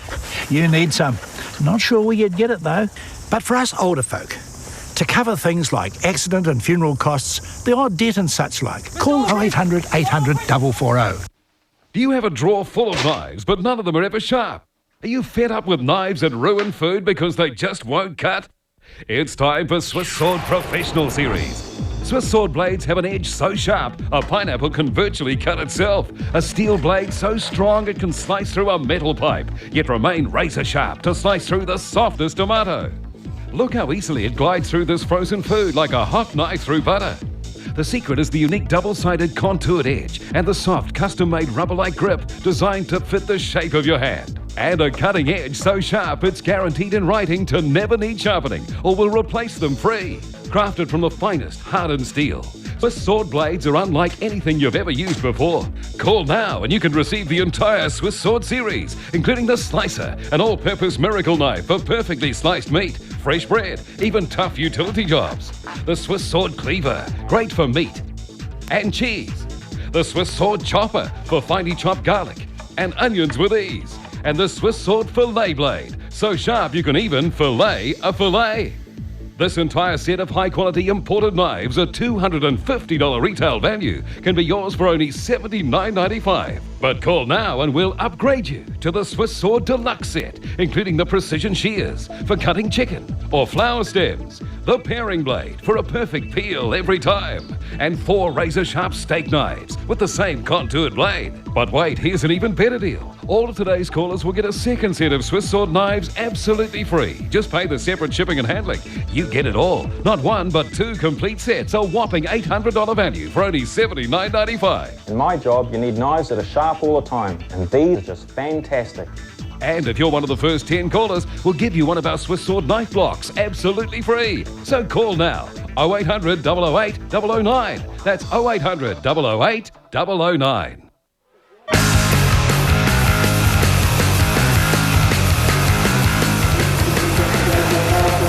Absolutely fascinating race in the men's triathlon unfolding in front of us. Brad Carlefeld from Australia in front by 7 seconds from Peter Robertson and Bevan Doherty. Doherty has come storming through to catch up with Robertson. Robertson has a look over his shoulder and then he surges again. Robertson has never finished, but it is Doherty, who is looking so strong, trying to chase down the leader. Brad Carlefeld out in front. In fourth place is Tim Don from England, who is starting to struggle somewhat now. Doherty with those big long strides, and it is Robertson beside him who is just gutsing it out. You can see him digging so deep. Every time it looks like he's struggling, he comes again. And this is a fascinating battle in the men's triathlon. Doherty and Robertson, second and third at the moment, about 7 seconds behind Carlefeld, who is looking so good out in front. Carlefeld made a decisive move about 3 minutes ago. Robinson came back at him twice and Carlefeld just drew away, and it's looking now like Carlefeld just has to hold his form, keep his rhythm going, and behind us we've obviously got the battle of Robbo and Bevan Doherty, and that will be fascinating to see whether between the two of them they can actually use each other to try and pick up Carlefeld. It's still a good 4K left. So it's not over till it's over. It's under 3K now, and it is Carlefeld in front, but the gap is only 5 seconds. And just look at Robertson. He keeps on surging. He throws these little short surges in, just trying to break away. And you can see that he does that every 400 or 500 metres, but Doherty is gritting it out as well. Doherty hanging on. Can he make it a medal in the Commonwealth Games to back up that silver medal he won for New Zealand in Athens in the men's triathlon? In behind is Tim Don. He's not gone yet, but he's looking very tired. And both these athletes having a look behind to see what the margin is. Robertson, that characteristic style of his, where he has that low arm carriage, that sort of almost looking skyward at times. He's decided to tuck in behind Doherty now to see whether he can hang on and whether Doherty can chase down Brad Carlefeld, who's 5 seconds in front of him at the moment. They head up Fitzroy Street, just a slight incline, about 2 kilometres out from the finish line. Look how smooth Carlefeld is out in front, no strain on his face, and just those big long loping strides of his. He is doing it well at the moment, but I'll tell you what, it is not over yet. Carlefeld is a former cross-country runner and a duathlete. He's got a very strong running background, 26 years of age. He's looking pretty relaxed. He's come into his own now. He's had a bad time with injuries back in 2000, 2001. He had an injury-free year in 2002 where he won the Under-23 World Championships, and he's really starting to show that he's international level, an athlete to be respected at these major championships, and he's looking like $1 million. Another surge coming from Peter Robertson. Robbo just never gives up. He's like a bulldog. He gets past, he just goes back up to them again, and really that's the only way he can do it. He looks strained, but he's putting everything into it. That guy doesn't leave anything on the track. A slight incline for the athletes into Fitzroy Street. Tim Don there. This will show you the margin between Don and the second and third placed athletes, Doherty and Robertson. Getting to the business end now.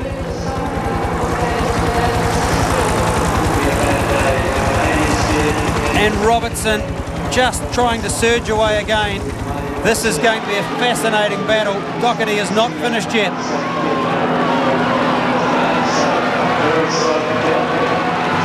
It'll be a massive effort for Tim Don to get back into medal contention. Carlefeld in front.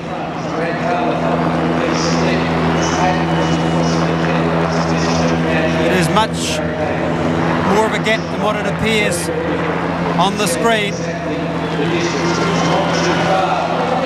About 15 seconds, I think. It's about 12 seconds. 12 seconds back. Into the last 1.5 kilometres now. And Tim Don not too far behind in 4th place. But he's going so wide, a sign of real tiredness. Karlafelt looking so good out in front.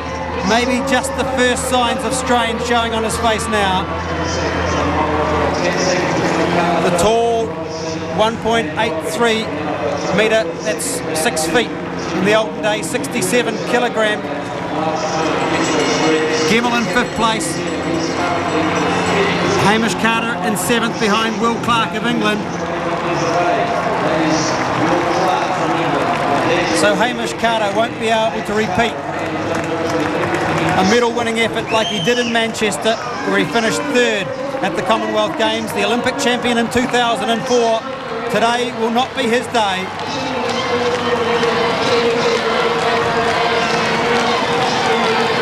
The Canadians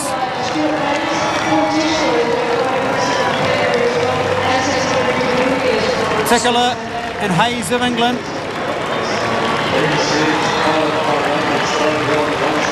De Villiers of South Africa.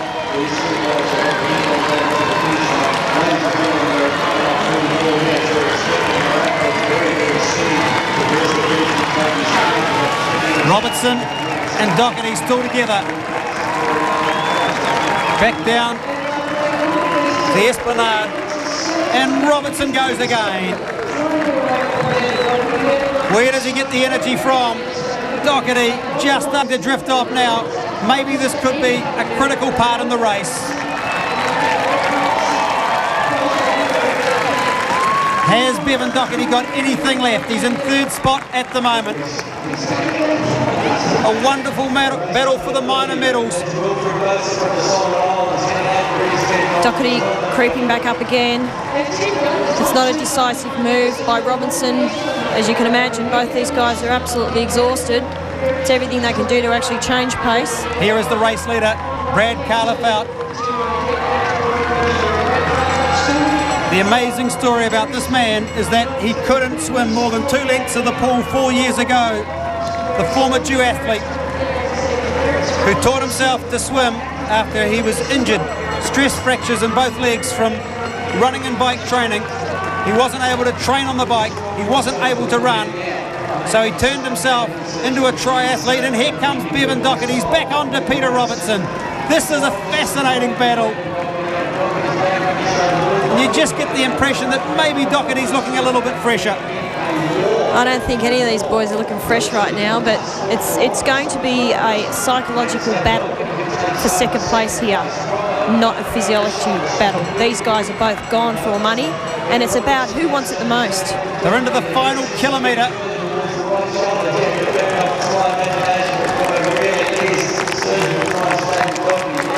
Brad Karlafelt will turn right here on the sweeping curve on Jacker Boulevard. He's got 1,000 metres left to run. About 3 straights in front of him. And I think he's got the 2006 Commonwealth Games gold medal wrapped up. We'll have to wait and see. But it's a decisive gap that he has into the last 1,000 metres. Doherty and Robertson still there. Bit of argy-bargy going on between those two guys, bit of elbowing, 13 seconds the margin. This man is in front of the men's triathlon field. Brad Karlafelt, he has a look. His style is smooth, displaying excellent form. Doherty gutsing it out now. Robertson, who surged throughout the run section, the 3-time world champion. Can he lift himself to make it 1-2 for Australia, or will Doherty spoil the party? And back up is Athens silver medal with a silver here in Melbourne.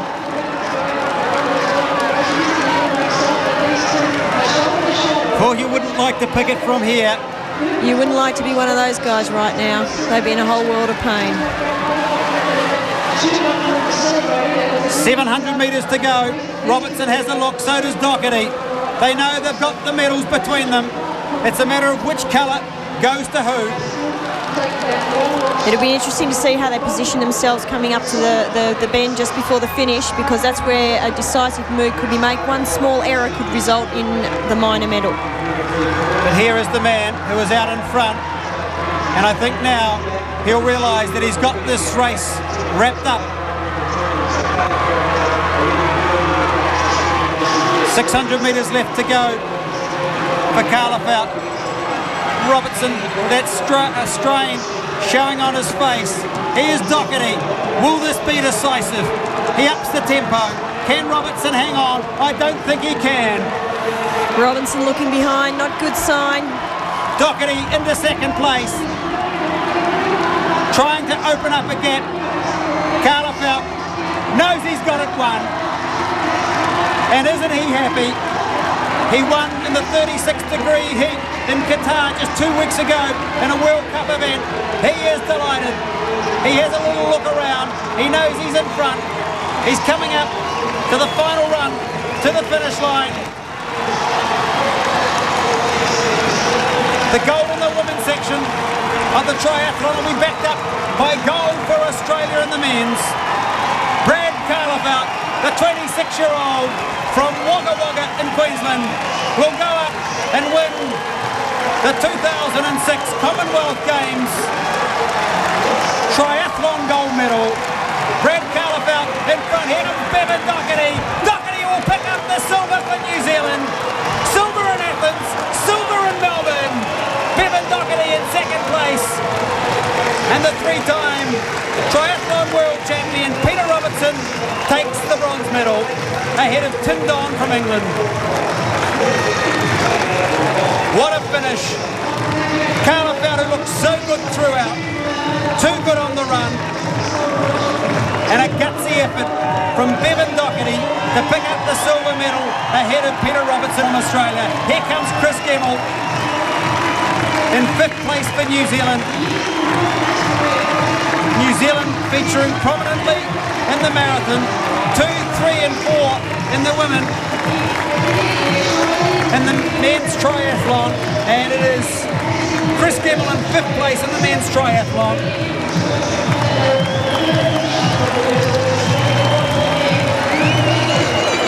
Will Clark from England, Hamish Carter from New Zealand.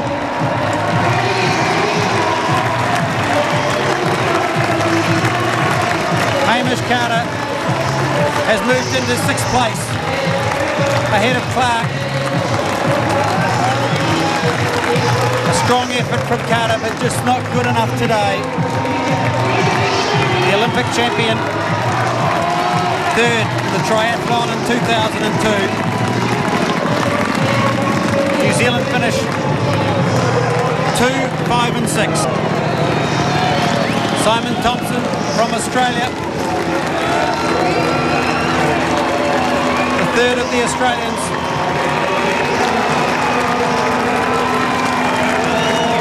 Less than 2 minutes behind. But Brad Carlefelt, too good today, Carolyn.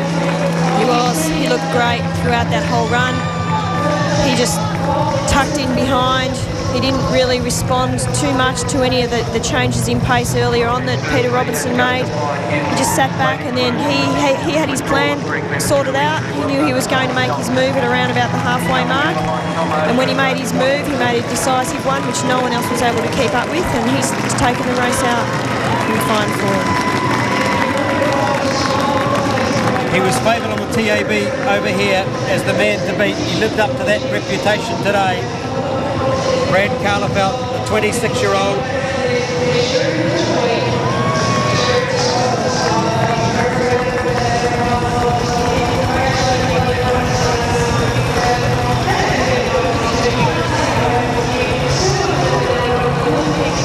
Melburnians who have turned out in numbers will be delighted with what they've seen. Snowsill winning the women's section. Carlefelt winning the men's in the triathlon. The Kiwis featuring so prominently. Bevan Doherty second in the men's race. Chris Gemmell fifth. Hamish Carter sixth.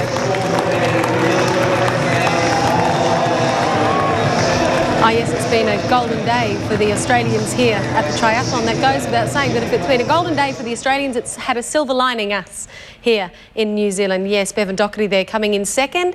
In the men's and in the women's, Samantha Warriner earlier on also winning a silver medal. She joins us back in studio now, still with a big smile on her dial. Can't get rid of it and hasn't let go of the silver medal either. Right. That's not going anywhere. Did Bevan kick in the right place at the right time? Absolutely. I mean, he kicked before, but Robbo was always there, so that's always a tough race, and it came down to who was mentally the strongest, and Bevan had it, you know, and once Bevan kicked the last time, Robbo looked behind him, you could see where Tim Don was, and I think he just knew that Bevan was the stronger guy on the day and settled for third. Chris Gamble looked as though he was in with it for a while as well, Sam. Yeah, Chris has been training really well, so he'll be really pleased with that, because that's fifth's great, especially as an outstanding field in the men's race, so it was really good to see him up there. It was awesome. It's great to see for triathlon and also triathletes in New Zealand. We're seeing Hamish Carter come in right now. He didn't live up to all of our expectations, did he?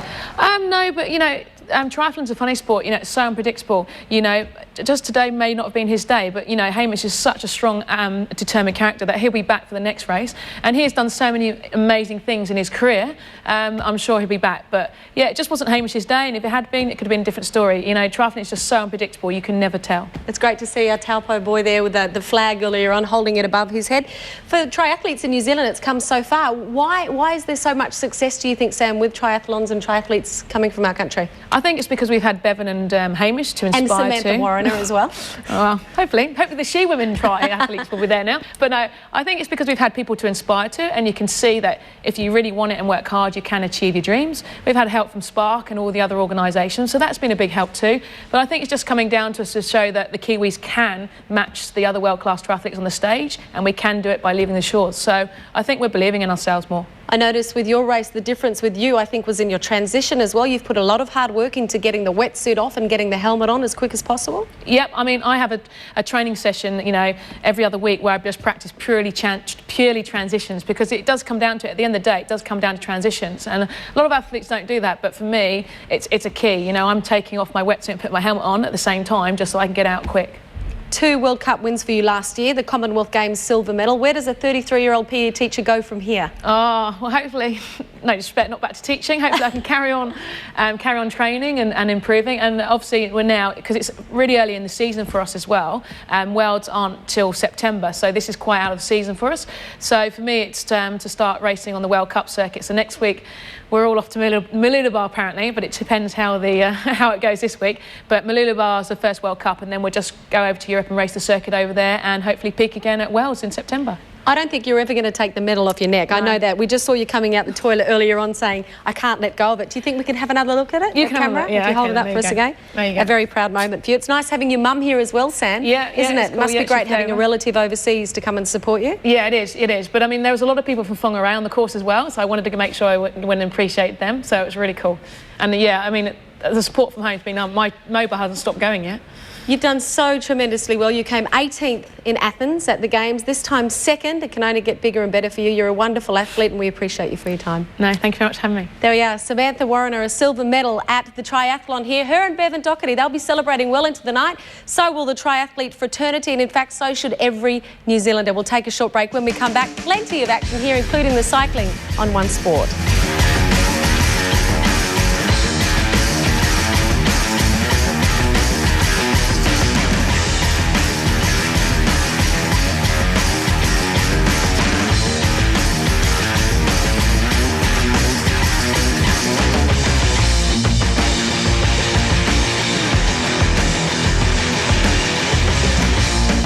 Daylight saving ends overnight, so remember to turn your clocks back 1 hour before you go to bed. We'd also like to urge you to install smoke alarms. It's a good time to check your smoke alarm batteries too. A reminder from the New Zealand Fire Service and TVNZ.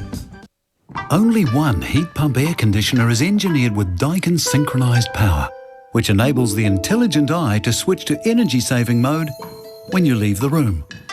Daikin synchronised power. That's the Daikin difference. Dinner's ready. Changes to working for families mean that more families in work are now eligible for tax credits. Family assistance levels have been raised to include families with higher incomes. Some extra money could make it easier to get through. Find out if you're entitled. Daylight saving ends this Sunday, so remember to put your clocks back 1 hour. It's also a great time to change your smoke alarm batteries. You'll find them here at the Battery Centre. Hair loss affects both men and women, but in most cases, it can be treated successfully if you catch it early. Clive Clinic's natural hair gain methods allow you to stay looking your best for longer. Call Clive Clinics today for your consultation. Before you buy your next car, check out AA Car Loans for a fair interest rate from a company you can trust. Get online now or call AA Car Loans on 0800 670 670. AA Car Loans. More car for your money. Always wanted to drive a Club Sport? Now Moy's make it possible. Lease a new HSV Club Sport from $999 plus GST per month. That's a 6-litre V8 Club Sport for $999. Don't wait. Moy's Holden Panmure, opposite the Big McDonald's and beside the Big Mount Wellington. Heritage Tiles Mega Tile Sale is now on. Save up to 40% off all tiles store-wide. Plus you could win your very own tiler to lay them. Heritage Tiles Mega Tile Sale, now on at our 7 Auckland stores. The 2006 V8 Supercar Championship Series is shaping up to be one of the best on record. Ford take on Holden in round 2. The Placemakers V8 Supercar Championship at Pukekohe Park Raceway, 21st to 23rd April. Book now at Ticketek. This is Gascoigne's March Madness. Gascoigne's March Madness. Over. This really is an SOS. Save our staff from stock taking. We'd sooner sell it. And we've heavily discounted all our quality furniture. Gascoigne's SOS. Saving our staff. And you.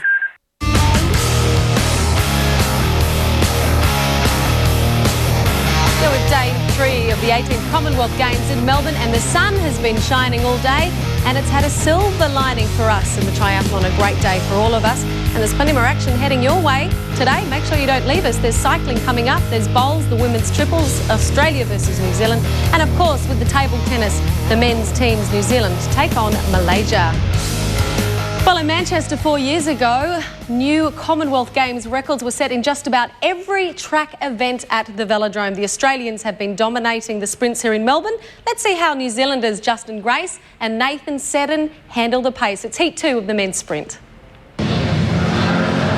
So, 2 New Zealanders have reached this round of the men's sprint. This is the first round after qualifying, and this is the first of them in action. We have Nathan Seddon taking on Matthew Crampton. Now, Seddon was half a second slower than Crampton in qualifying, and certainly the expectation would be that the 19-year-old Englishman would be the favourite to go through. But he's drawn the inside position, so it'll be Seddon to decide what tactics he's going to employ, whether he's going to try and get past the Englishman early or whether he's going to duck in behind, which is exactly what he tries to do. A lot of upper body strength, more so than any other discipline in cycling. I'm talking all the disciplines, mountain biking, BMX, etc, etc, etc. The sprinters have a greater upper body strength, and you'll notice that the handlebars too, the hook type handlebars and stems and headsets are also stronger. We've had incidents in the past where guys have literally pulled their bikes to bits. They've got that much upper body strength. So Seddon is another gym rat, and he's up against a very tough competitor here in Matthew Crampton. And really, I don't know what the tactics that he's been told to do, but he needs to get up there and slow Crampton down as much as possible. He's winding it up.